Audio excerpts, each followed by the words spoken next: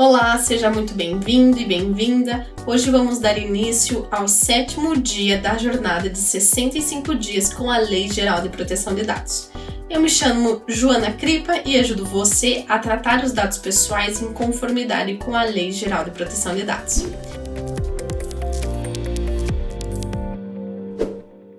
Hoje nós leremos o artigo 7º e nesse artigo nós temos o que chamamos de bases legais para o tratamento dos dados pessoais. Mas atenção, são os dados pessoais comuns, ou seja, aqueles que não são sensíveis.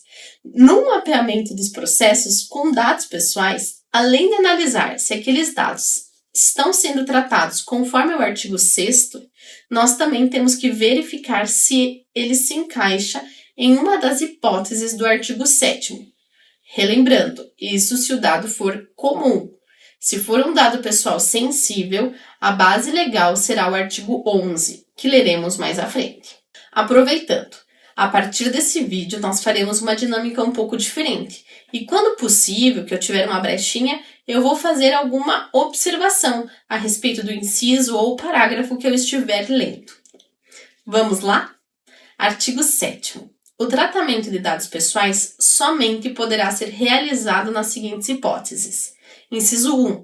Mediante o fornecimento de consentimento pelo titular. E aqui já vai a primeira observação. É muito comum a gente ouvir que para tratar dados pessoais, para estar em conformidade com a lei, nós precisamos do consentimento. Veja, o consentimento é a principal base das 10 hipóteses legais, mas ela não é a única. E por isso é importante que você primeiro verifique se não há uma outra base legal mais compatível com aquele tratamento de dados. Porque para o consentimento ser válido, a manifestação precisa ser livre, informada e inequívoca. Além disso, a revogação deve ser gratuita e pode ser exercida a qualquer tempo. Nós teríamos aqui muitas coisas para falar sobre o consentimento. Mas para não deixar esse vídeo tão longo, eu vou me limitar a essas questões que eu já te apontei. Inciso 2. Para o cumprimento de uma obrigação legal ou regulatória pelo controlador. Inciso 3.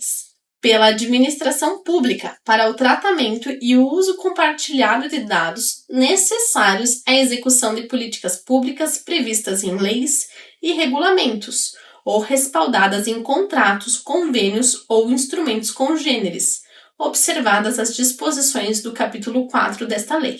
Veja, os contratos que são mencionados aqui são os da administração pública e não contratos entre particulares.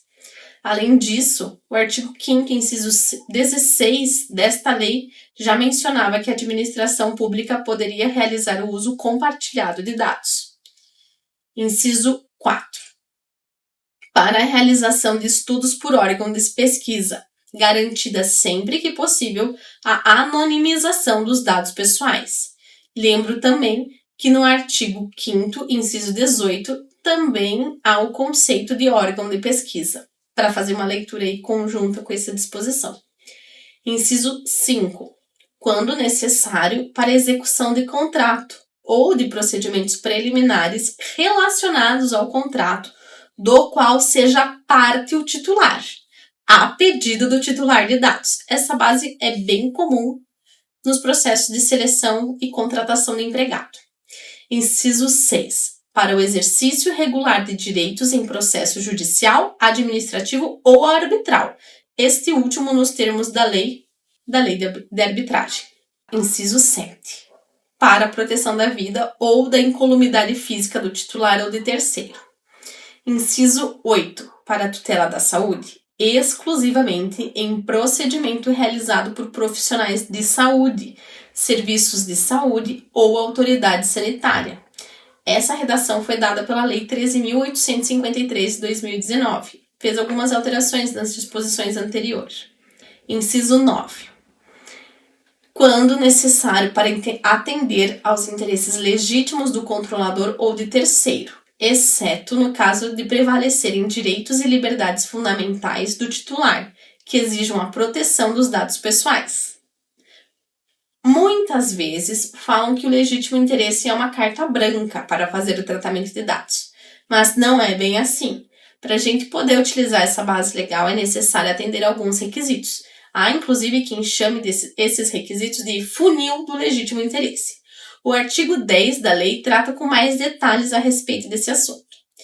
Além disso, tem uma discussão se essa base legal pode ser utilizada por terceiros. Uma corrente mais cautelosa entende que o inciso da forma como está foi redigido por equívoco. E aí, os terceiros não poderiam utilizar essa base legal. Por outro lado, outras pessoas entendem que, na verdade, o que acontece é que as restrições do artigo 10 é que não se aplicariam aos terceiros. O que tem prevalecido é que os terceiros podem se utilizar dessa base e que devem observar os requisitos do artigo 10. Inclusive, essa é uma interpretação feita com analogia às já realizadas no âmbito do Regulamento Geral Europeu a respeito do artigo 6º, a linha F do GDPR. De toda forma, o que você precisa ter é muito cuidado na hora de utilizar essa base legal. Lembrando que toda atividade de mapeamento de dados e a escolha de qual base legal utilizada precisa ser devidamente fundamentada, porque se a Autoridade Nacional de Proteção de Dados solicitar algum esclarecimento, você tem que ter seu subsídio para justificar a sua interpretação. Inciso 10. Para a proteção do crédito, inclusive quanto ao disposto na legislação pertinente. Agora vamos ler os parágrafos. Parágrafo 1º e 2º foram revogados pela Lei 13.853 de 2019. Parágrafo 3º. O tratamento de dados pessoais, cujo acesso é público, deve considerar a finalidade, a boa-fé e o interesse público que justificaram sua disponibilização. Parágrafo 4º. É dispensada a exigência do consentimento previsto no caput deste artigo para os dados tornados manifestamente públicos pelo titular, resguardados os direitos do titular e os princípios previstos nesta lei. Parágrafo 5º. O controlador que obteve o consentimento referido no inciso 1 do caput deste artigo, que necessitar comunicar ou compartilhar dados pessoais com outros controladores, deverá obter consentimento específico do titular para esse fim, ressalvada as hipóteses de dispensa do consentimento previstas nesta lei. E aí, vejam só como utilizar a base legal do consentimento tem vários outros requisitos e coisas a serem observadas. Então, não é tão fácil e nem tão simples usar o consentimento. Parágrafo 6º. A eventual dispensa da exigência do consentimento não desobriga os agentes de tratamento das demais obrigações previstas nesta lei, especialmente da observância dos princípios gerais e da garantia dos direitos do titular. Parágrafo 7º.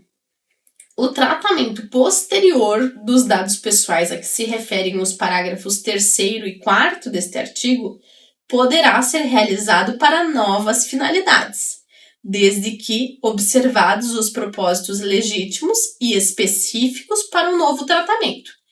E sempre, vejam só, a preservação do direito do titular, assim como os fundamentos e os princípios previstos nesta lei. Finalizamos agora a leitura do artigo 7º da LGPD. Eu espero que você tenha gostado, inclusive desse novo formato, com algumas considerações complementares. Se achou tudo isso interessante, compartilhe esse vídeo com alguém que possa gostar também. E até a próxima!